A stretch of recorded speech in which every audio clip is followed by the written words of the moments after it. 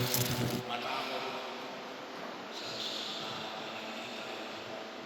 Pinapahagi mo sa atin.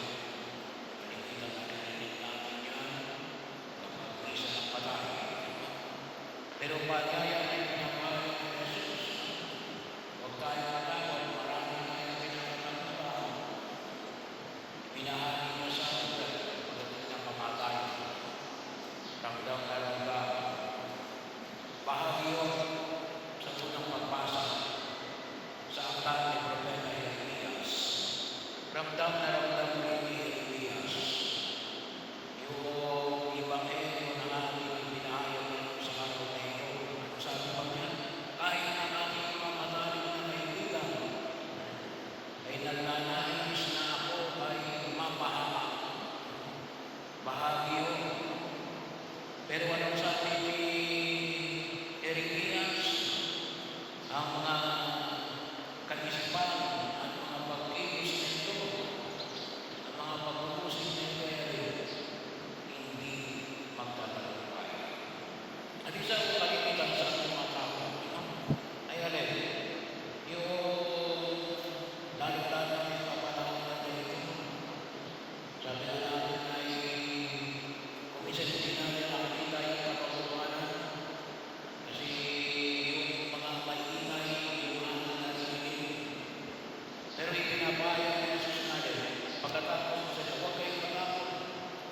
Walang natatakot na di malalagta. Darating yung panahon. Pagkatapos sa daigdig na ito, maaaring dekada na, maaaring buong buhay mo, mamamatay ka na, hindi mo pa alam kung may nakatulungan. Pero huwag kayong mag-alala. Bakit? May buhay pagkatapos ng mamatay. Sabi nga natin, isa sa mga dapat namin magpilay tayo. Mas ramdam natin kasi kung yung presyo ng daigdig na ito. Pero yung panyaya na yung sasali, sana maunawaan natin yung turo ng ating pananampalataya. Bakit? Meron tayong tinatawag na pag-uusga.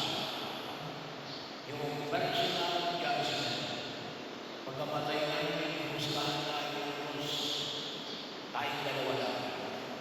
Pero meron tayo tinatawag na final judgment. Ano yung final judgment? Sa harapan ng mga tao. Doon natin malalaman kung ano talaga yung pagkatuwanan. Doon natin malalaman kung sino talaga yung tumutulong sa panawagan ng buhay kapala.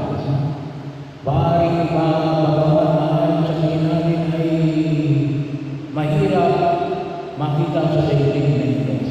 Pero hindi lang mo yun, no? Hindi lang mo sa pagkakas na, alam ko yun, hindi. May kami pa dito. Sabi na bakal sa pagtutulong sa isang pulo. Sabi nga ulit, Father, bakit hanggang ngayon ay ang mga hindi natin nakita yung kalutuhan? Sabi ko, siguro, baka hindi natin naiintindihan ang buhay pagkatapos ng pamatay. At ang alin, yung purgatorio. Kasi yung sinasabi ni Jesus na walang lihin yung marunong. Nalaman ko na ito pala yung pagnakaw.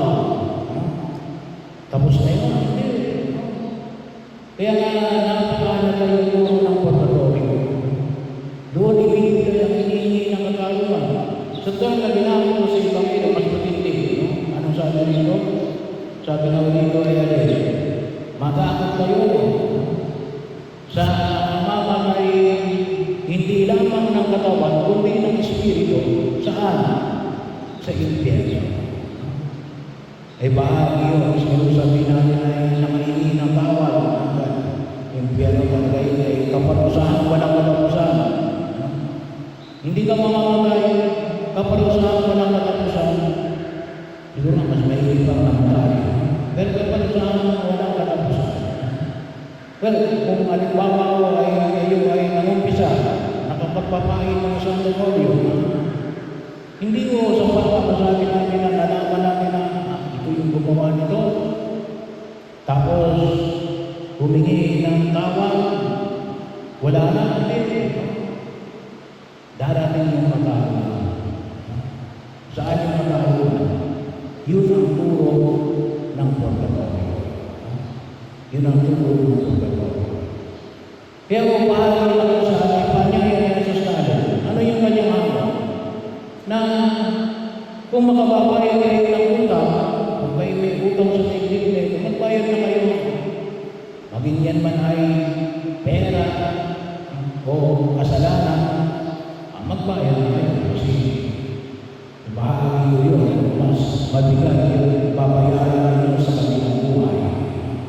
Bahagi yun, pagkakataon natin kalimutan. Tuloy-tuloy yung pamatayan natin, kahit ako, sa tawagin natin ay yung damage permission natin, ano yun? Sa pamatayan ng daigdig na ito ay sa ngayon sa lulong diba, times 2. Pamatayan ng bagong diba, times 4. Kaya kung kami nakapagnakaw ng isang milyon, mamayaran mo yan ng 4 na milyon. Bahagi yun kaya, hindi lang mo sa mga nakapasok tayo sa tao, pero hindi sila lang sinasabi na Jesus. Paanyaya na alin, kasi na magtiwala tayo sa Diyos. Magtiwala tayo sa Diyos na alin, hindi niya pababayaan ang kanila ng isang bayan na kung ang alagalaman ay isang kusing, ay hindi niya pababayaan ang mahulog sa lupa na hindi niya alam. Magtiwala tayo sa Diyos. Magtiwala tayo sa Diyos na magpatuloy tayo maging matapat ano man ang mangyari. At patuloy siyang gagawin sa ating pagkilos sa daigdig na ito. Yun yung sinasabi ni Elias na kung saan ay pagtatiwalaan natin, ipag-ihigan din ako ng Panginoon.